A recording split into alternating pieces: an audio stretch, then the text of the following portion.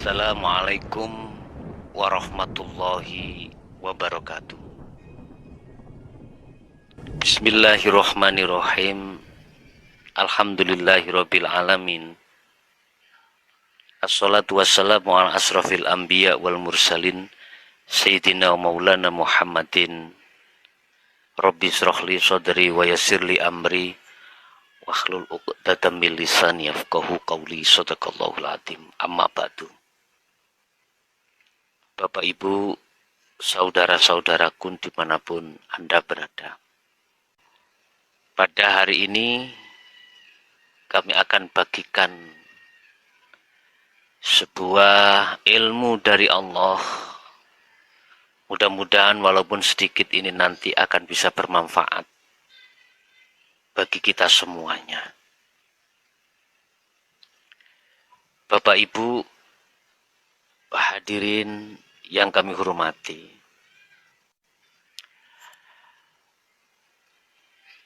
menghadapi zaman yang globalisasi seperti ini, kita dituntut untuk supaya tidak salah langkah, khususnya terkait masalah bagaimana cara kita untuk bisa terhindar dari kepentingan hawa nafsu. Sampai-sampai Rasulullah pernah dawuh, musuh yang paling kejam, perang yang paling dahsyat adalah memerangi hawa nafsunya sendiri.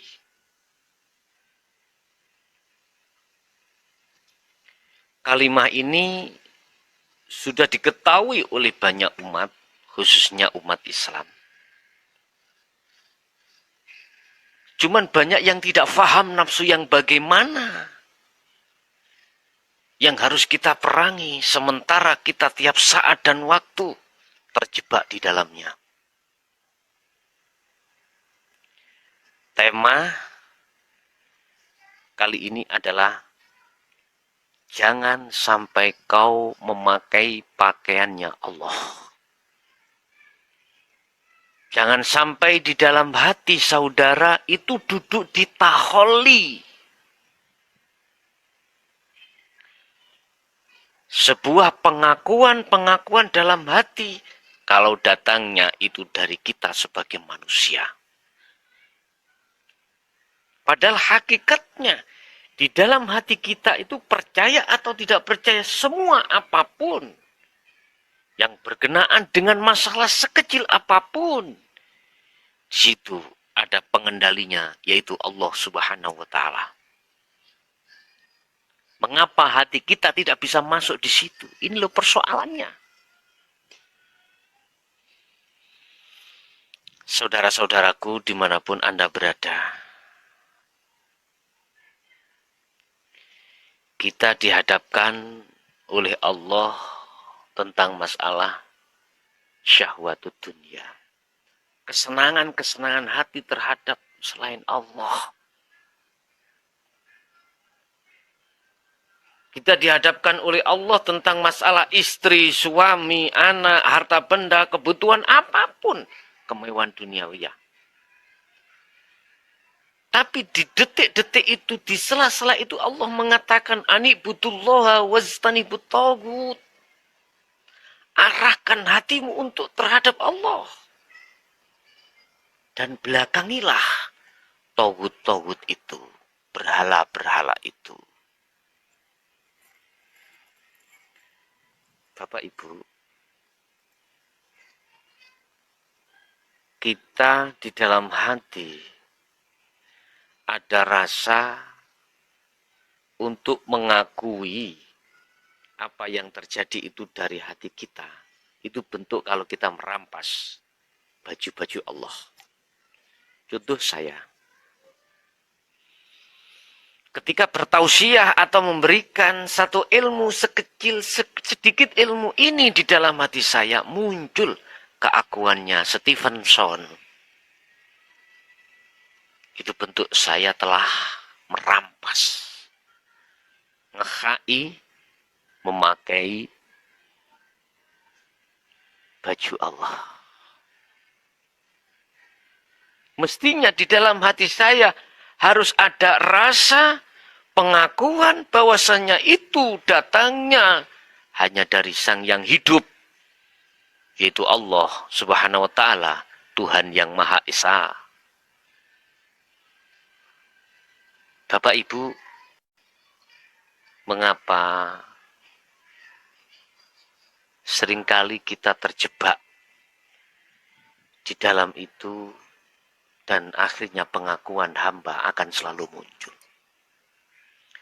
Mungkin sedikit saya kasih contoh antara orang yang mancing dengan ikan yang dipancing.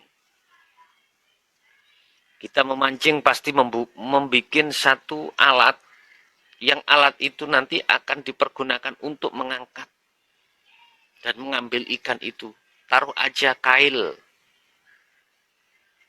Ikan tidak akan pernah mengerti kalau di dalam umpan itu ada kailnya yang akan memaksa ikan itu naik ke atas darat dan kita sembelih dan kita makan.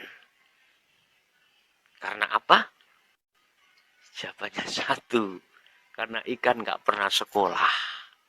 Sehingga nggak ngerti kalau di dalam umpan itu ada kailnya. Sama dengan kita toh. Dihadapkan istri, suami, anak, harta benda, kemewahan duniawi, itu umpan. Di dalamnya ada kail. Wa ma ubari'u nafsi, inna nafsala amaratum bisu. Ingat itu. Nafsu tidak akan pernah putus asa sampai kapanpun. Dia akan mengambilmu, memerintahkan hatimu untuk pengakuan-pengakuan dari segala hal. Kita nggak sekolah, nggak ngerti ilmunya. Apa mungkin kita akan paham dan mengerti kalau di dalam umpan itu ada niat busuk nafsu, niat jahat nafsu yang menyeret kita untuk busuk melakukan perkara jelek terhadap Allah, yaitu dengan bentuk merampas sifat-sifat wajibnya Allah. Saudaraku, apa solusinya biar kita tidak terjebak di situ? Ingat, dalam satu ayat Allah berpesan, ya ayyuhalladzina amanu ittaqullah haqqa tuqatih wa la tamutunna illa wa antum muslimun. Di situ akan menyentuh tentang masalah takwa. Yang takwa itu terdiri dari ilmu, amal, dan istiqomah. Yang dimaksud ilmu adalah untuk pembelajaran hati kita. Bagaimana kita akan tahu kalau di dalam umpan itu ada kepentingan hawa nafsu. Untuk pengakuan atas dirinya hamba. Ini sudah kita dapatkan. Amal nomor 2. Harus kita amalkan dengan bentuk zuhud, topo, meditasi, kholwat, dan lain sebagainya. Harus ini kita jalankan. Ingat, hati manusia siapapun, jikalau tanpa ada kegiatan khusus langsung terhadap Allah, tunggu akan kehancuran. Hati manusia dalam bentuk kehancuran ini adalah jiwa jatuh yang paling terpuruk menjadi budaknya hawa nafsu. Yang ketiga adalah istiqomah.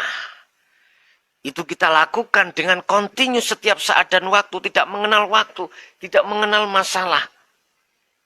Apapun itu bentuknya, masalah apapun yang kita hadapi, kita harus senantiasa hati merapat terhadap hidupnya dengan cara.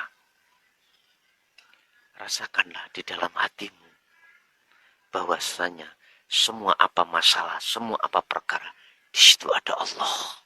Ini tip solusi yang termudah bagi saudara untuk supaya tidak kemalan ngaku-ngaku. tidak mudah untuk pengakuan dalam hati diri kita sebagai hamba. Satu sisi pasti dalam hati akan meletakkan semuanya keakuannya Allah. Semuanya atas dasar Allah lah yang terjadi. La haula wa la quwata illa billah. Bapak Ibu, saudaraku, dimanapun Anda berada. Walaupun sedikit ilmu ini mudah-mudahan sangat bermanfaat bagi kita dan anak-anak putu kita. Supaya ke depan menjadi pejuang patriot yang sesungguhnya. Supaya menjadi budaknya Allah, tidak budaknya hawa nafsu. Ingat, Allah sudah mengingatkan, Allahu waliyul ladzina amanu yukhrijukum minadh dhulumati ilan nur. Ingat, barang siapa menjadikan Allah sebagai imamnya hati dalam kurung bertajalli, Allah akan membuang perkara yang gelap dalam hatinya menuju terang benderang cahaya keimanan. Mungkin ada kekurangan, mungkin ada kalimat bahasa saya yang kurang bisa dipaham. Saya mohon maaf.